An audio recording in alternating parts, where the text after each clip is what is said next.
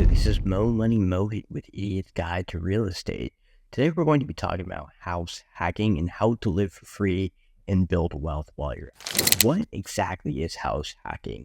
House hacking is a very popular strategy where gurus from BiggerPockets and other social media channels have encouraged. So what it is that you buy a property, you live in one part of it, and you rent out the rest. The logic behind this is that your tenant's rent covers all of the mortgages and expenses, allowing you to live for free or significantly reduce your cost. And so many people convolute this with buying a duplex, triplex, or fourplex, and those are generally the greatest starters for house hacking. But sometimes even single-family homes with spare bedrooms can count. Properties with basement apartments or in-law suites, we call them ADUs. Even garages or converted sheds may work as well. Why is house hacking so good? One of them is that you can live for free, meaning that your tenants pay down your mortgage. Two is that it can build equity. And so what this means is that since your tenants pay down your mortgage, the value of your home is, say it's fixed, say that in this hypothetical example, the values don't go down, which may or may not be true, but your mortgage slowly gets chipped away. And the more money that you have from principal pay down is called equity. So when we look at a loan, it's defined as asset equals liabilities plus stockholders' equity. That's accounting 101. So when the loan in this case goes down, you're building stockholders or equity. Number three is that you get to learn the ropes of what being a landlord is like. And you can learn property management, and there's no better way than just trial by fire. So by learning the ropes of being a landlord, you can figure out, is this really for me? Do I want to continue on with it? And eventually you can just turn it into a rental as well. Number four is that there's great tax benefits. So you can deduct a lot of things in related to the rental portion. So for example, if you're doing a cost segregation study is a study where you can double down, depreciate a lot of things. So some of them may be like improvements. So if you are going to upgrade some of the furnishings in your house, or say you upgrade the window shutters, maybe you upgrade your roof, you can do some cost segregation studies. This will reduce your active income, assuming you're a real estate professional, or until a certain amount if you are not a real estate professional. I'm not a CPA, so please reference your own. Lastly, it's also easier financing too. So with an investment property, you generally have to put down 20 to 30%, and you may get a higher interest rate. Right now, rates are hovering around like high fives, low sixes, but you have to put down 20 to 30%. That's a huge chunk of change. With owner-occupant financing, you can put down as little as 0% if you're a veteran under the VA loan, or you can put down 3.5% for an FHA loan, or you can put down 5% with a conventional financing loan. There's many different ways in how you can approach house hacking. However, I would approach it where I like to put the minimal amount of money down, even if I have enough for 20 to 30%, and use that for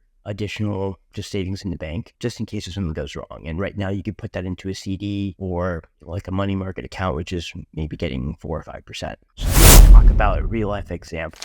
Let's say that we have Sarah. Sarah here has bought a property that's worth $300,000, and her monthly mortgage is $1,800. This is, call it including PITI, just for simple math. Say that Sarah is able to charge $1,500 for the other half of her duplex. So from $1,800, she's making $1,500, which reduces her monthly cost to around $300.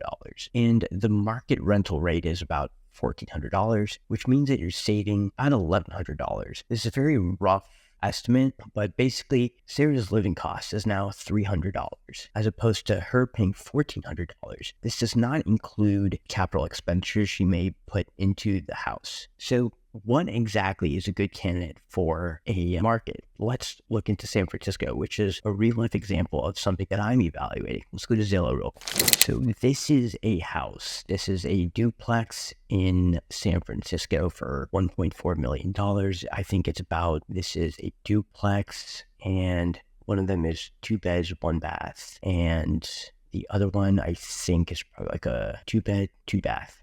So we assume that it's about how many units is it? Does it say duplex, multifamily duplex? Okay, interesting. So tax assessment is 17K. So hypothetically, we're going to look at the price changes. It seems like it's been sitting on the market. It started on for 1.4. You could probably get this for 1.3, but for 1.4, let's call it. So we can see, according to the monthly calculator, in this, I had put down 5%. And assume that I have great credit. Actually, let's put down 10 for this exercise. So I'm putting down $139,000 for 1.3 million. So PITI would be about $11,000. And I assume that for a 2-bedroom in San Francisco, you're probably going to pay around $4,500. So you're able to make your principal payment on one side for about $5,200. This isn't an exact house hack. So what I would want to do in San Francisco is do like a triplex or fourplex, more units so that I can offset the mortgage or the rent. So right now, since interest rates are really high, you have to be very careful with what type of multifamily you want to buy. In San Francisco may not be the exact amount, but it's going to be very hard given that interest rates are 5-6% in a tier 1, very high cost of living city. You can see that like eventually if I get it to over 20% for my down payment, I can get mortgage insurance taken off. And then my payment would go down from $11,195 to probably around $10,600. So this is very interesting. This assumes 7.5% interest rate. I could probably get that lower, to be honest, because I have a friend that's a mortgage broker and their whole job is to negotiate better loans and better terms with multiple different banks. So let's go back to the house hacking doc. Get started. That's a great question. You have to assess your market, research some areas with multifamily homes or houses with rental potential. Think of some light ads that you can do. Two is that you need to run the numbers and ensure that potential rent covers most of your mortgage and expenses. In this case, in San Francisco, it wouldn't quite check those boxes, but if the area is pretty nice, then I would fiddle around to see what you can afford to pay. Securing financing is basically you have to look at your loan. So this means go to a mortgage broker, talk to multiple banks, do whatever you have to do. Look into FHA loans. So you can put down as little as 3.5%, or you can get a conventional. And I think that they start at as little as 5% down, but FHA is a great way to get into a property with little to no money down. And then you need to find the right property. So look for separate entrances, a lot of privacy, understand the landlord-tenant laws. This kind of goes back to the intro of being a property manager.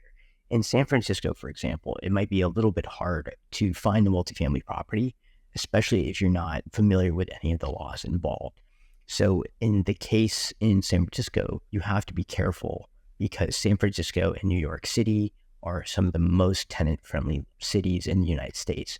So if you have a tenant who maybe gives money like a couple days late, if they give rent money and you accept it, it could delay an eviction process. Other times in San Francisco and New York City, you have to look for what's called a rent controlled apartment, and you can't raise rent, I think more than like 3 or 5%, depending on where it is. Also, always plan for vacancies and any repairs or maintenance that you may have to perform. So at the current, for the example that we went over, it doesn't include if something breaks. So if like your AC breaks, if window needs to get fixed, that's coming out of your end as the landlord. So there's some cons with the house hacking strategy. One is that your interest rates are really high. Two is that if you live close to your tenants, you need to set clear boundaries. Sometimes they may approach you at the wrong hours of the night saying, hey, my toilet broke, and you should set some sort of precedence for actually having a process and a system of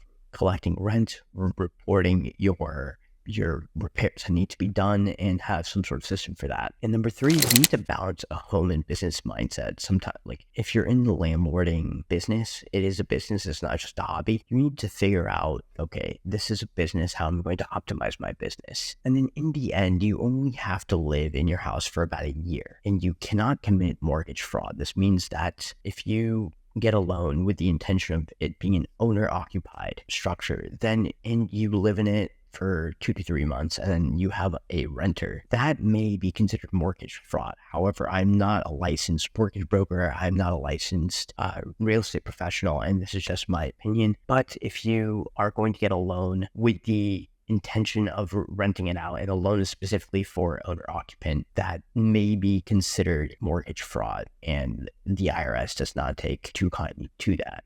But what can be done is you could buy a property with little to no money down, and then after 1 year, you have to live in it. And you can move, and then you can turn that into a rental. And then I think you have to have it as a rental for at least 2 or 3 years, and then you can 1031 it. So it's a great way to get started in the real estate game with little money down. To conclude our session, in real estate, the profit is made when you buy, not when you sell. And if you can get into a deal with little to no money down, I highly advocate that. And I want to have you get started with real estate, get house hacking. That's a great strategy. And if you want to read more about house hacking, use my book. Your copy of the Mo Money Manifesto.